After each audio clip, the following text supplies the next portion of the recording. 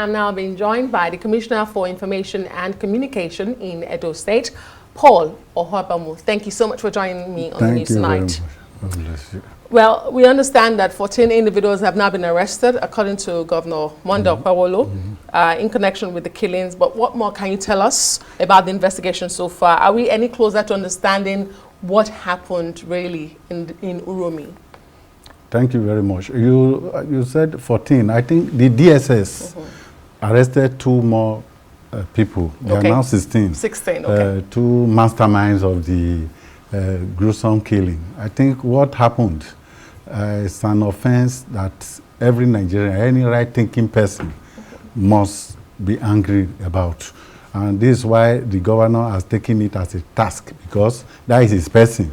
He is somebody who loves order, law and order, and he wants peace in the land. And this is why he has put machineries in motion, put things on ground, and he has sufficiently equipped security agencies, particularly police and DSS, for this purpose, peacekeeping.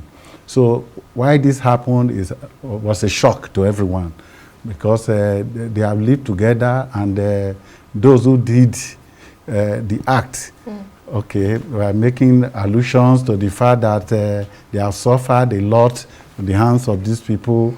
But the contradiction there, or what can, make anybody ask questions, is when you say the people, those traveling, those coming from Port Harcourt, going to Kanu for Salah, they are not the same people who have committed the act. And in any case, if you want to do anything, you don't do it illegally. What they did amounted to lawlessness.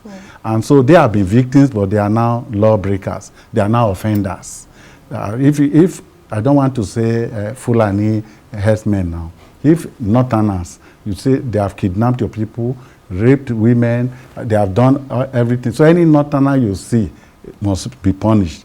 It's a situation where Sinna the poet is being punished for the sin of Sinna the conspirator. So I think they were unable to draw the analog. No matter what has happened, one would have expected them to arrest these people, no matter the provocation or altercation, what they have done before, and follow the due process of the law. But immediately it happened, the governor was in Abuja for official duty. As early as 4 a.m. on the 28th, it happened on the 27th, the governor moved to the place.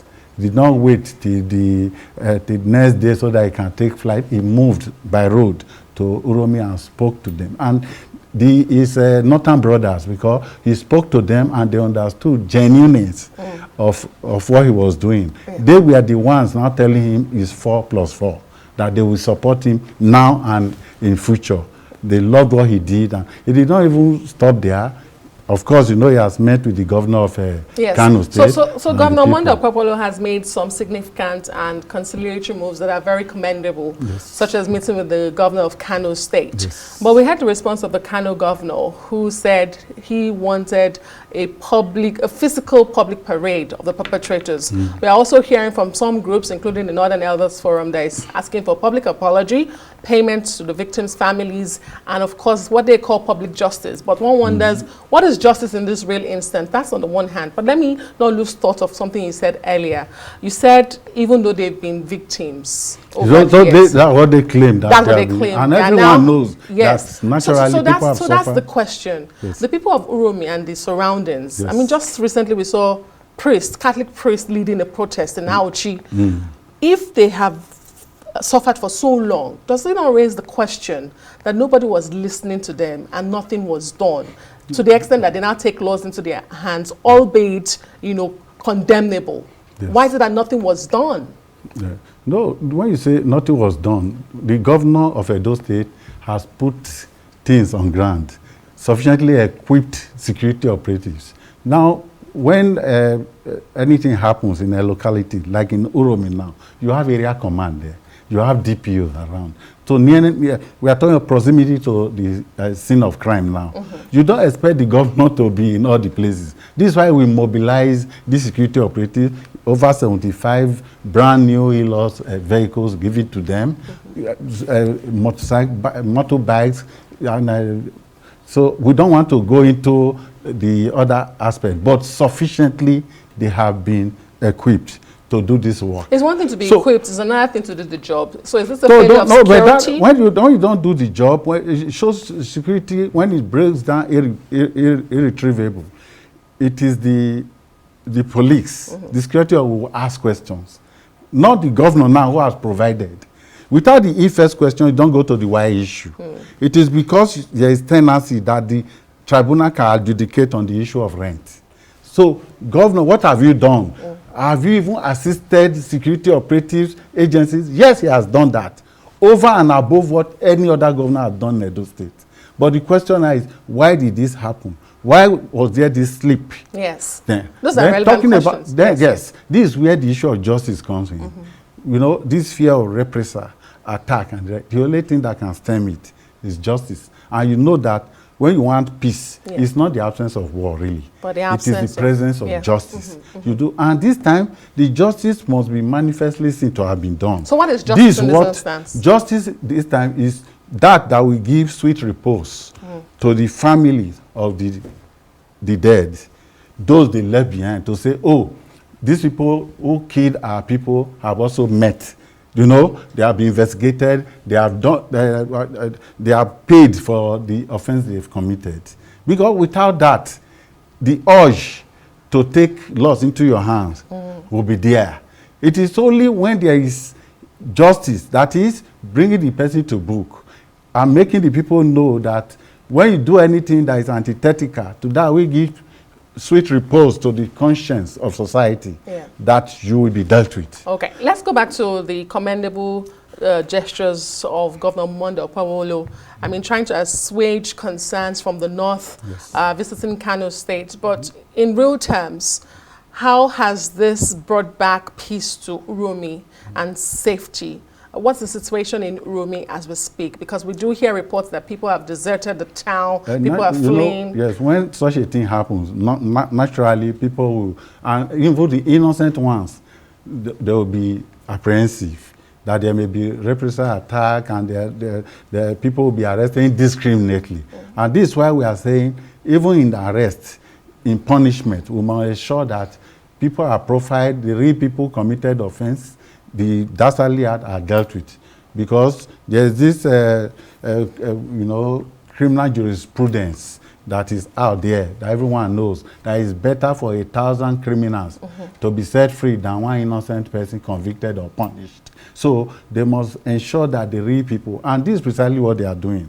These two, the DSS just arrested, to be added to the 14 before, they are masterminds of the level of intelligence available to them is, of course, enormous. Okay. So the initials here, with the steps the governor has taken, because as I have told people, is a man of peace and very unscathed in licentiousness or evil. He does not want it. So the people are going back now. They are returning. Yes, the confidence is coming back.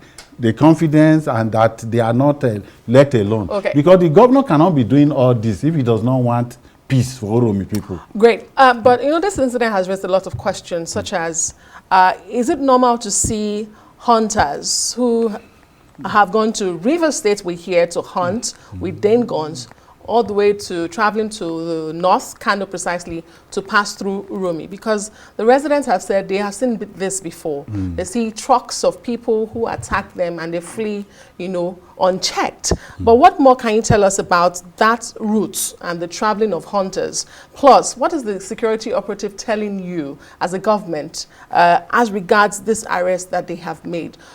We hear there's a report that one of the hunters stabbed the group of people who stopped to search them. But when you can see there are cacophony of voices coming. Indeed. Of course, at this stage, so many stories will become, but everything culminated in what they did. That's why I said people who ordinarily are victims are now offenders.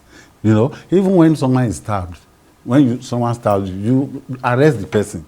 And this also brings to the fore the necessity for visibility policing. How can, when that thing happened and not within 10 minutes, for a long time, security operatives did not turn up. People were not, otherwise that thing would have been averted, that act would have been averted. So this is why we are talking about visibility, because when they can take any route, maybe they are going to Kogi, through the place, they can take anywhere. And the use of guns, many of them, they carry guns, and they do all those things. We know the havoc they have committed in the past. But this is not the time to raise it, otherwise we'll be validating what people did, which is wrong, true and true. When we are correcting an act that is utterly wrong, do it in the extreme. Don't mix it up. It's like mixing Christianity with aggression and syncretism. Right. Don't do that at all. Great. That's why. It does look like there are a lot of questions for the security operatives to answer, but we must thank you, Paul Ohonbamu, who is the Commissioner for Information and Communications in Edo State. Thank you. Thank you for being on the news.